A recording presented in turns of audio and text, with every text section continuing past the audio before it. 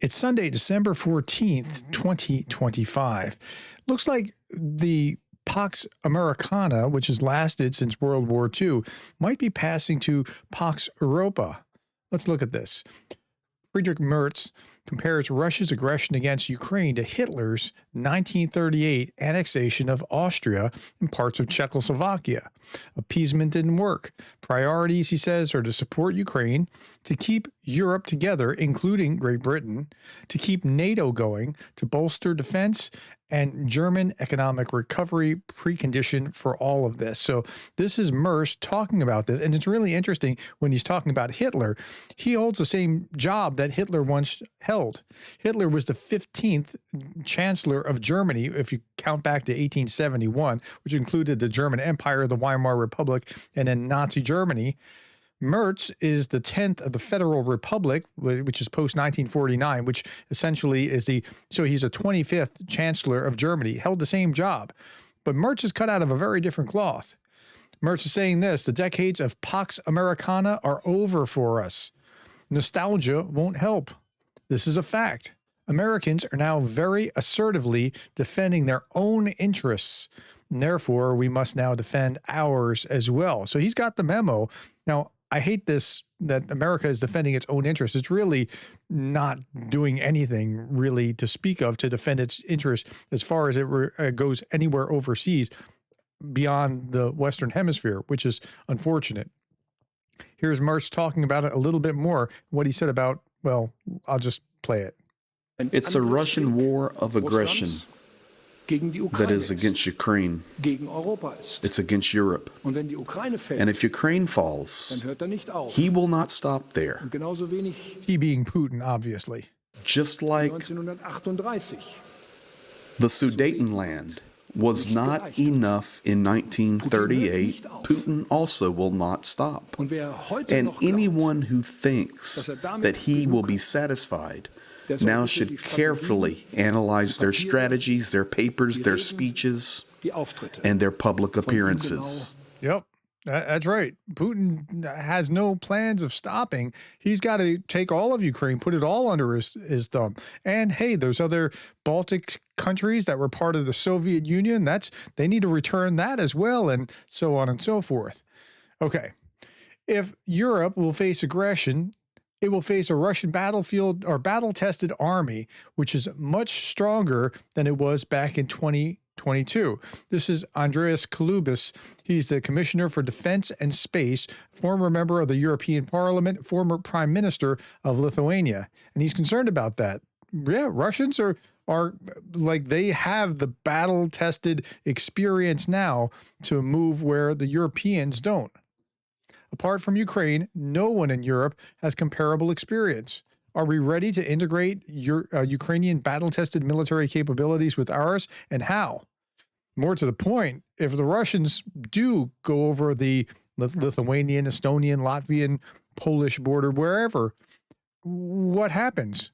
The Russians are like, they're used to this at this point.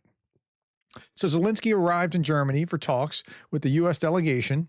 Quote, "We will focus on how to reliably guarantee Ukraine's security so that the experience of Budapest Memorandum and Russia's invasion never happens again."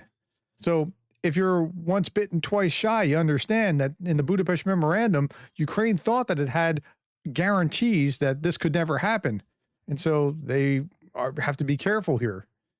No, not everyone supports Ukraine's NATO membership, so the compromise is bilateral security guarantees, Zelensky said. Okay, so maybe that's a way of getting there. Again, if you just wait, the Trump administration will be over in 3 years, and then who knows what the next administration will bring and how interested they might be in allowing NATO membership. The peace plan will not be one that pleases everyone, Zelensky said. Other statements by the president, he said the United States has not yet responded to Ukraine's new proposals, and a diplomatic day is beginning in Berlin. Meetings will take place with Chancellor Friedrich Merz and other EU leaders. Okay, so he also said this was in the Wall Street Journal. Ukraine's president, with the help of his European allies, has carefully crafted a response to President Trump's peace plan that essentially boils down to, yes, but Okay, so he doesn't want to say no to the U.S., but we have to alter this and alter that and alter the other thing, which is a good strategy, not trying to just say, nope, this is all a bunch of nonsense, but trying to say, sure, we want peace, like you're laying out, but we can't do that. And we can't do this. So that's a pretty good way of doing this. Now, this picture, if a picture is worth 1,000 words, I want you to see this. Look at this over here with Ukraine's delegation, and who's in the center of the table? Merz. Who's on the other side? The Washington delegation. This includes Witkoff and Kushner here. Okay, the meeting between Ukraine President Zelensky and the U.S. delegation in Berlin, Germany, has started. What's great to see is that German Chancellor Merz is sitting right in the middle of the Ukrainian delegation, making absolutely clear where he stands on this matter. And it's so weird to see this as a negotiation where it's Ukraine and Merz representing Europe, and on the other side is the U.S. It's like, no, you guys are supposed to be over on this side of the table, but that has all gone away since Trump came to power.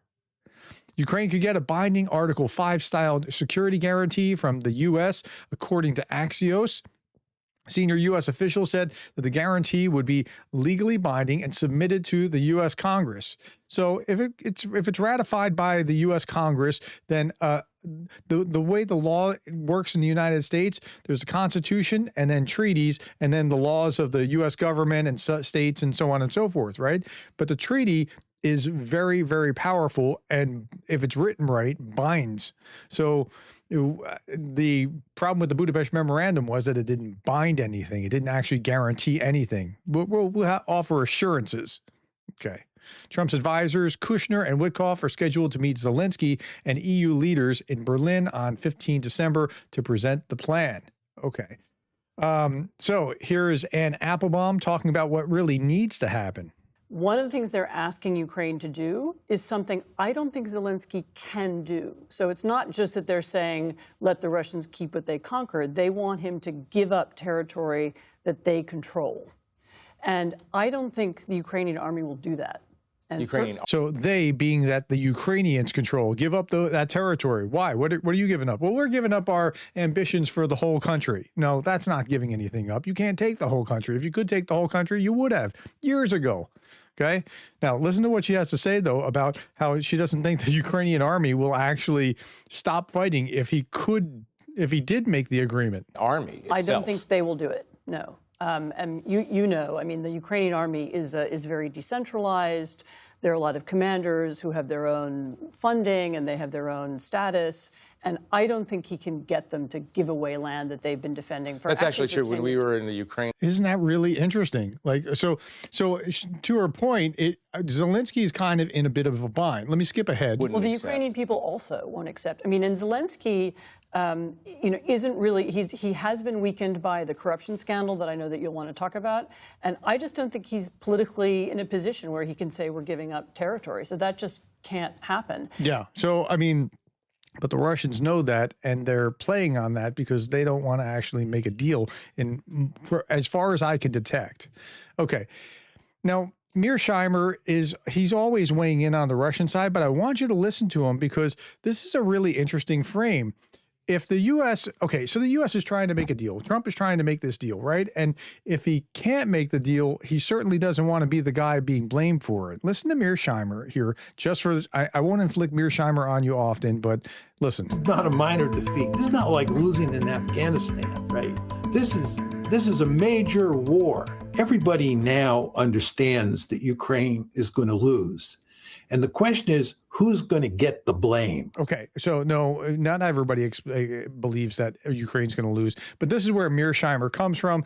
By the way, he's on with Judge Napolitano, and I'm not sure if this is Judge Napolitano or RT that carried this, or if Judge Napolitano is showing him when he was speaking on RT, or just what. And it's got German subtitles for some reason. Who's going to bear the responsibility for the loss? The German subtitles are because this is RT Deutschland, I guess. I guess that's what's going on. But his broader point is, who's going to get the blame when Ukraine ultimately loses? I don't believe that, but this is the way that he's framing it. Listen.